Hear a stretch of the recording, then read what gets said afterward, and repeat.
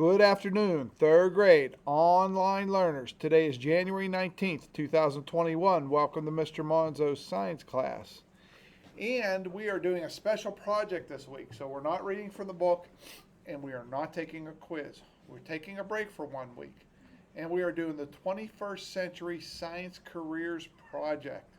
That's a lot of information right there.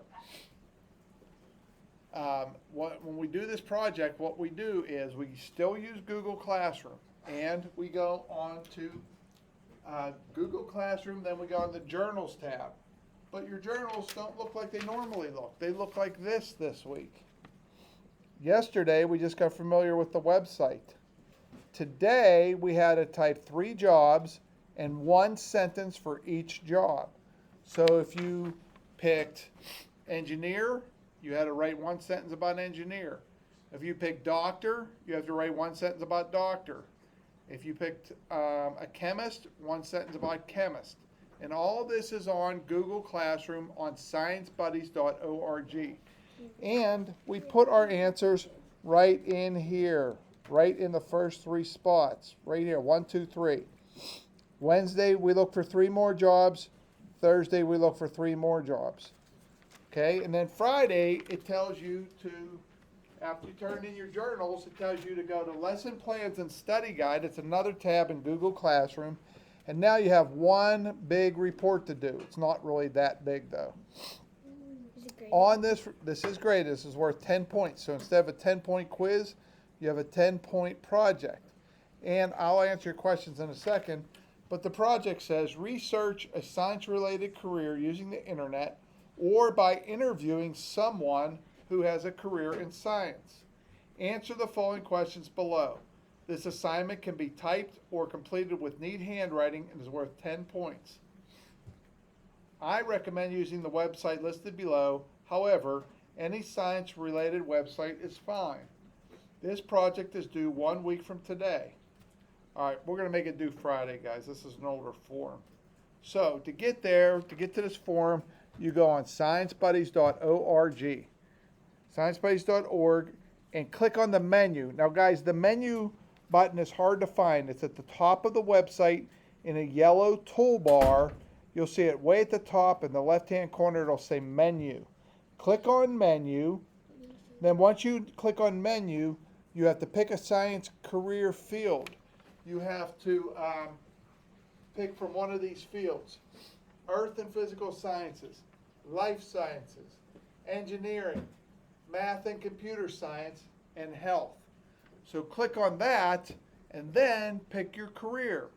You have to pick one of them that you find interesting. Once you're in those, guys, there's another tab called On the Job. If you click on the job and you're looking at chemists, you'll get about a 2 or 3 minute video about what a chemistry person does. You don't have to watch the videos, but I would. That's how I learn best. So then you answer this question. Describe the 21st century skills that are used on the job. For example, how does the career involve collaboration, which means working together?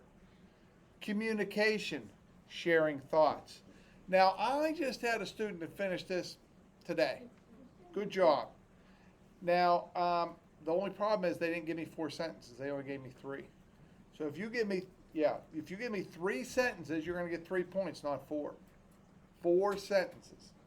And then, would you like this career? Why or why not? If you look up scuba diver, you might say, yeah, that's a great career. I get to swim around in a tropical reef. And I think I used this example yesterday in one of the videos. That sounds fantastic, guys, but what if they put you in a river somewhere in Pittsburgh or Cincinnati? It's not very good scuba diving down there. You know, you can't really see what you're doing. The waters are very murky. All right, I'm not saying it's not a good job, not something that would be exciting, but you're not swimming around with beautiful fish on a coral reef. So you could say, I looked up scuba diver. I didn't like it because I got to swim underneath bridges. I got to swim in murky water. The water's polluted. I don't want to do that. Then you could say, I would do it if I got to swim in beautiful waters in Cancun or the Bahamas or somewhere like that. Hawaii. Hawaii even. So yeah, guys, Here's another example. I'm glad you brought up Hawaii. My sister, when she was in the Air Force, 26 years, and they said, if you stay in the Air Force, we are going to put you in Hawaii. She got out. Why? I don't know. That was a crazy move. She should have stayed in. But here's the thing. She was only based in Hawaii, and they were going to send her to other countries, and some of the jobs that she would have been doing were not very pleasant. So she would have spent 2 or 3 weeks in Hawaii, and the rest of the time she's all over the world doing things that wasn't so much fighting a war, but it was looking into things that happened after the war. And she's like, no, why would I want to live in Hawaii if I can't be there all the time? Oh, so like if she stayed in, she would have got to live in Hawaii. She would have got to live in Hawaii, but not all the time. That's just where That's she not would. worth it. No, that's what she said. I did 26 years, I'm done. So sometimes you think, oh, this job sounds great because where you're going to live, and then they start sending you all over the world. Yeah, you could just buy a vacation there. I had a friend I was telling the other class, he went into the Secret Service protecting the president. So it was a really neat job, but he said, I spent a lot of time in hotel rooms because wherever he was going to protect the president or protect other leaders from other countries, he was always away from his family for 22 years. So who do you protect? One of the presidents, President Bush. That was one of his jobs. That sounds neat. That's great. But guess what? After 22 years, he doesn't want to do it anymore. He's done protecting the president. Let somebody else do it. So sometimes these jobs sound really great when you read about them on the internet or you see them on TV, and then you don't realize what goes along with it. Colin. For like that 10-point thingy, the like thing up there, can we like watch something on the TV about it? Like If you find a science career on TV, yes, you could watch it on TV and write about it. You do not have to use sciencebuddies.org. Or if you have somebody in your family that does something with science, you can interview them. So you don't have to use a website at all. Are we doing this all on Friday? On Friday, we will be reading the report. So you might want to get a head start on getting it done so it's done on Friday. Excuse me, Levi. Does coding count? Coding. Yes, I would think coding would be a science-related job. You'd be surprised how many jobs out there that we consider science, guys. You'd be surprised. Does anybody want to volunteer what they found today? Because I had you look at least 3 careers today and then write 1 sentence. Does anybody want to tell me about their 3 careers and what they wrote? I see Claire. Did you find that on the website? Well, on the first page, that when you get onto it, there's like a little code thing, and if you drag it up to your taskbar, it would show you this. Okay, so yeah, Claire noticed on the main page of sciencebuddies.org, they talk about COVID. Yeah. And they have a COVID simulator, so you can mess around with that a little, plug some numbers in and see what would certain case scenarios. So that sciencebuddies.org is always updated every day, every week, every year. And so they have a neat activity about COVID on the main page if you want to mess around with that a little. I They- found a big trophy. Yeah, and they talk about R factors, so if one person gets sick, how many other people would get sick, and different things like that. I read a little bit of it. I spent 15 minutes reading it, and I probably could have spent an hour reading it. Really interesting. It was very interesting. I just ran out of time. Does anybody want to tell me 3 jobs they found today? Because we had to do that. I guess I will. Go ahead there, Mr. Nash. Astronomer, chemist, and pilot. Astronomer, chemist, and pilot. Did you write a sentence about each one? I accidentally wrote 3. Did you write 3 sentences, or did you just listed the 3 career? sentences of each one. Oh, he wrote 3 sentences for each one by accident. Nobody has ever made that big of an accident. Usually I wrote 1 sentence for all 3. You wrote 9 sentences for 3 jobs. That's good. More is better. Would you want to read one of your jobs, like what it takes to do it? Astronomers think big. They want to understand the entire universe, the nature of sun, moon, planets, stars, galaxies, and everything in between. An astronomer's work can be pure science, gathering and analyzing data from instruments and creating theories. Okay, and you wrote all that yourself?